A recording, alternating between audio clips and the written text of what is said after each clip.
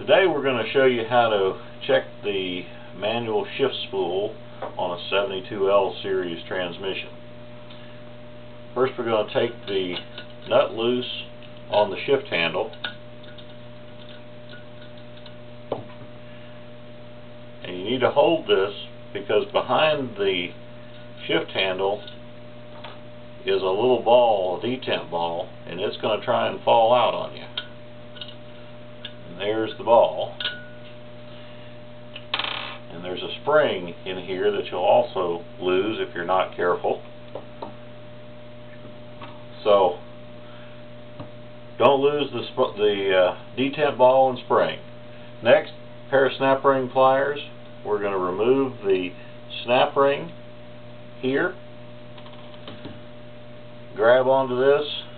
Now I've got the O-ring off of it, but in many cases you may need to reinstall the handle, put the nut on it to give you something to pull on, and that'll help you get it out.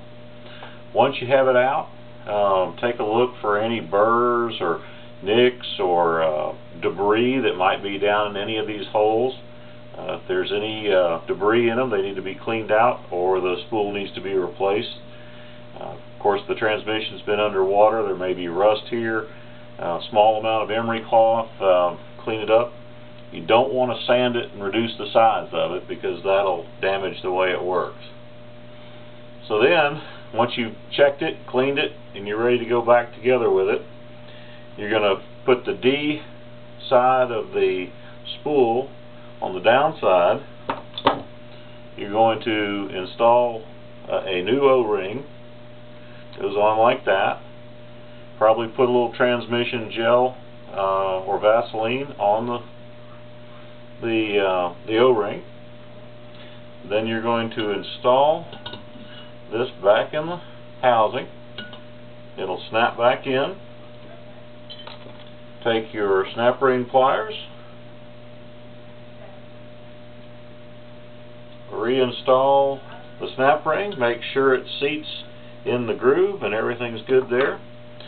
And what I've got here on the detent is a small amount of transmission gel. It's very similar to Vaseline. We're going to put it in there, and I'm going to put this detent ball right on top of that so it holds it. So you can see it holds it vertically while we're reinstalling this, the shift handle. So then we're going to put the washer, lock washer, and nut. Tighten that down.